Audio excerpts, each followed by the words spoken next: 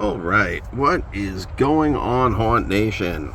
I am Ant, and I'm coming to you from parts unknown. Why? Because I don't want to tell you. That's why. Anyway, this is going to be a review for Kim's Crypt Haunted Mill in Spring Grove, Pennsylvania. Not too far away from things like Jason's Woods and Pure Terror. No, not Pure Terror. That's in upstate New York. Field of Screams, rather. Field of Screams. So not too far away from those two. Pretty far away from like most of the stuff that I want to do for me. But be that as it may, this isn't about that. It's about the haunt. So Kim's Crypt is a haunt that has 4 houses and 1 woods walk. It costs round about $60. There are fees associated. You can buy tickets at the ticket booth or online. Both have fees. I actually managed to find a coupon in a local store, local Rudders, which is, kind of like your Wawa Sheets kind of place. And that gave me a $5 coupon, which basically did away with the fee. But, it's something. I saved $1 at the end of the day. Not a great amount of money, but, it's something. Anyhow, onwards and upwards. They have a parking lot, and parking is free on site. They had a few people wandering around in costume. A couple of clowns, which I took pictures with, and you can see those on the Instagram page. Also, pictures of all the facades of the different places, and, general nonsense about the haunt. So they do seem to have add-on activities. They allegedly have escape rooms. I didn't see them, but allegedly they're there. There are a couple of photo ops, not really much to photo op with, but a couple of things. So there's no hayride. It's, like I said, 5 houses and a woods walk. All of the houses are chock full of animatronics as well as actors. So you have actors and animatronics in all of the houses. The woods walk, I don't really recall too many animatronics. There are actors out of everywhere. That was one of the least populated areas. But we'll get to that. So I went on a Sunday evening. It was somewhat late, but more than an hour before their closing. I think I got there around about 8:30. I think they closed somewhere around 10 or 10:30. Anyhow, the place was fairly empty, which for me was great. But for you guys, not so great, because I cannot tell you how long you can expect to wait on lines, or how their line queue system works, whether they're throwing people in a conga line, or they're putting you in reasonably sized groups. They actually had me go through in a very specific order. They had me go through the Haunted Mill, the Menzies Mill House, the Horror of Menzies Mill. Yes, Mill House. Mill House is a character from Simpsons. Anyway, so they had me go through there, and then across the street, which is interesting because half their property is on one side of a street, and the other half is on the other side, obviously, if you got across the street, right? So they had me do the first 2, the 2 mills, and then go across and do the last 3 in that order. Probably because they want to close up, and that's the order that they close in, but who knows why. Anyhow, as far as the haunts themselves, let me see what I'm up to. Yeah, the houses are fairly big. The three that I would consider like real houses. Yeah, 3 that I would consider real houses. So the Mill of Horror. No, the Haunted Mill, rather. Jesus Christ, I can't keep it straight today.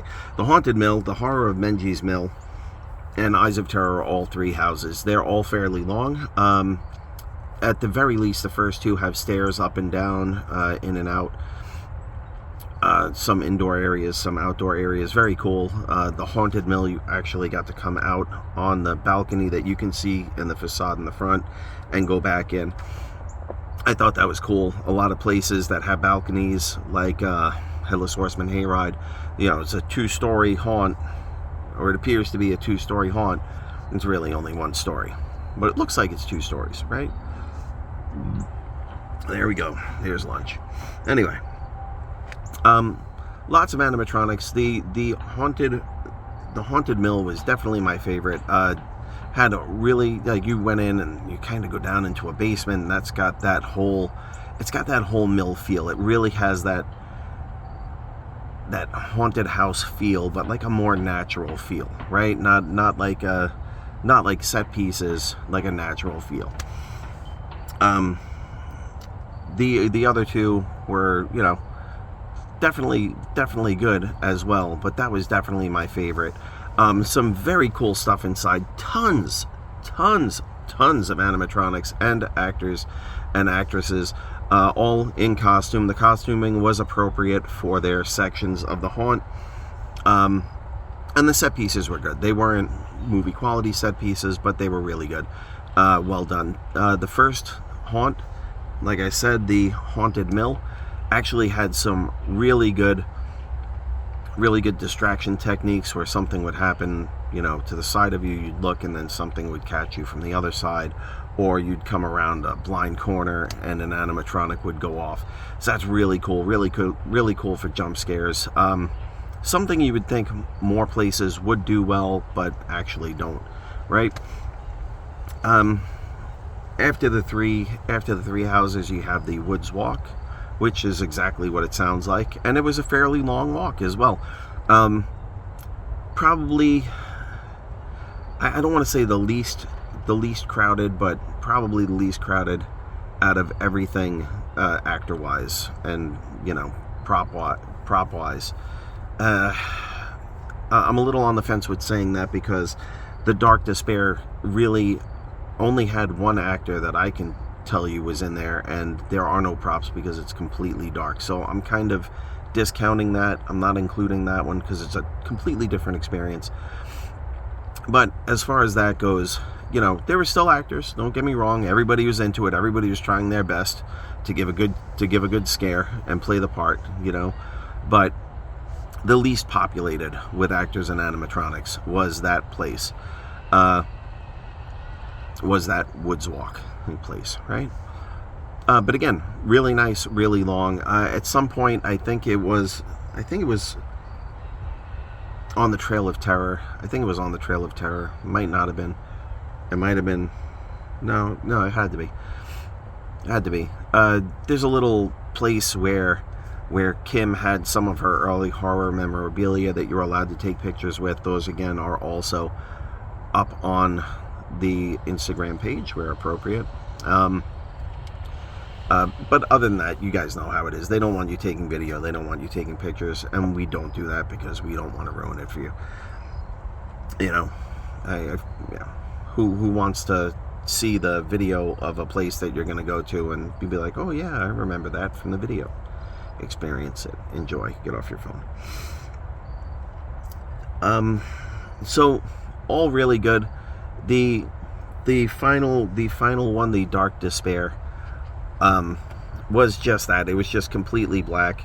There was 1 actor in there who was making noises and sounds and whistling and kind of Marco Poloing with you, and every once in a while he'd pop up and he'd hit you with a light and completely destroy whatever night vision you might have acquired on your way through. I didn't have a problem getting through it. I went completely through and out the exit. I can see where people may get turned around in the beginning because it felt like there's plastic sheeting with some gaps, so I could see maybe going through the gap, or if you're not used to navigating a maze, maybe you could get turned around. If you've ever navigated a maze, you shouldn't get turned around. You should be able to make it through, no problem. Anyhow,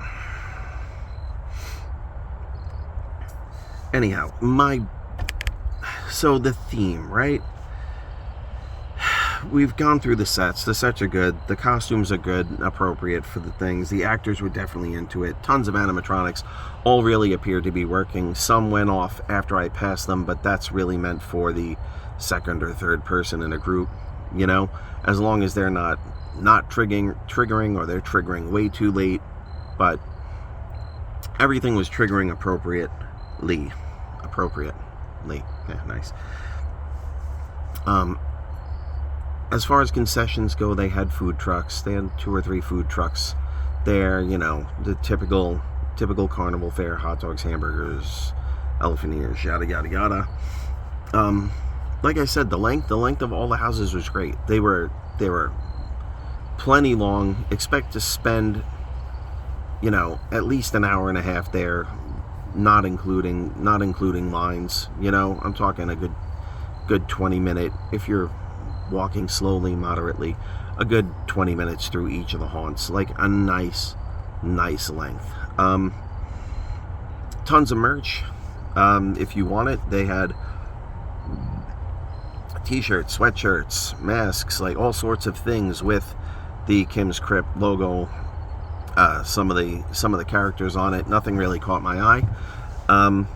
But you know, to each his own, yeah. Bathrooms are the standard porta potty fare. So I kind of didn't get too much into it because I wanted to get to this point, yeah. It's like, what did I like and what didn't I like? I love the length. I mean, I think the lengths are great. It is an absolutely cool haunt. What I didn't like is every house had multiple themes in it, and they absolutely had enough people and enough animatronics that they could have sectioned each thing out to have a different theme. Like the mill house could have just been about a haunted mill with ghosts and whatever. The Meninges the horror of Menji's Mill House started out with a vampire kind of theme going on. I was excited, and then I was in a mad scientist laboratory, and now I have clowns, and that's pretty much how everything went. It just jumped from one theme to another theme to another theme in each of the houses. Now, if you're dealing with one house, I get it. I get wanting to give everybody everything in one house, but when you have, like, 4 houses or 3, let's just say 3 reasonable houses in a woods walk, you can really separate things out by theme. And I really think that's something they should have done and they didn't do. Like I said, everything's kind of a mishmash of every kind of theme all together, all in one. And I really think it detracts from it. I can't tell you about changes. I've never been there before, but it is a cool place, and I would definitely go back. So don't misunderstand. I'm not saying it's bad. Again, maybe if the lines had been there, maybe if the spacing wasn't right, I'd have something to complain about, but I was there alone. There were no lines. There were other people that came maybe while I was halfway through the house. So I can't comment on that, and it's unfortunate, because I think that, for me anyway, is a big make it or break it thing with a lot of haunts. I can't really say what they do better or worse, because there is no better or worse. It kind of is what it is. I mean, you have the location, which is better than a lot of places. Not a lot of places have a real old schoolhouse or a cave or a steamer ship, so you have that. That's a leg up, complete leg up. Can you make the sets better? Absolutely. Can you actually theme each haunt to one theme, maybe 2? Absolutely. And should you? My opinion, 100%. That is the one thing that I would definitely change about Kim's Crypt. Of course, everybody would like to see prices come down as well, but bang for your buck. I mean, you're basically paying $12 a house, right? You're doing all 5, it's $60. That's really not that really not that expensive. You can do them individually too if you want, and just go. But the pricing's different for every place. One might be $25, one might be $17. So all different pricing. You're pretty much better off just getting your combo ticket, going through the whole thing, and getting it done. So that brings me to the end of the review and the point where I actually have to rate Kim's Crypt. I actually enjoyed it. I really did. Despite the problems, all the actors were really interactive, and if you wanted to interact with them, they interacted back with you. So based on that alone, and the fact that I had no lines, I walked right in. I had a great time. I'm going to have to go with an 8.5 for Kim's Crypt. Again, I might be rating it a little high because I had no lines, so take that with a grain of salt. I don't think I'm rating it low at all. If anything, what should be a 7.5 or an 8 is an 8.5 just because of the experience I had, and it was a really good experience. So yeah, that's going to be it. Kim's Crypt, I'm going to go with an 8.5. Really enjoyed it. If you can get there this season, get there. If you haven't experienced, tell me what you had.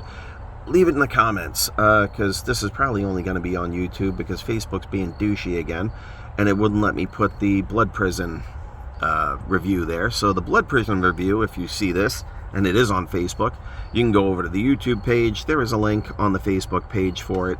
I'll probably put a video on the Facebook page saying that, I did do that review, or this review, or whatever review, all of the reviews. And you can go check that out. But anyway, until next time, I'm Ant, and I'll see you.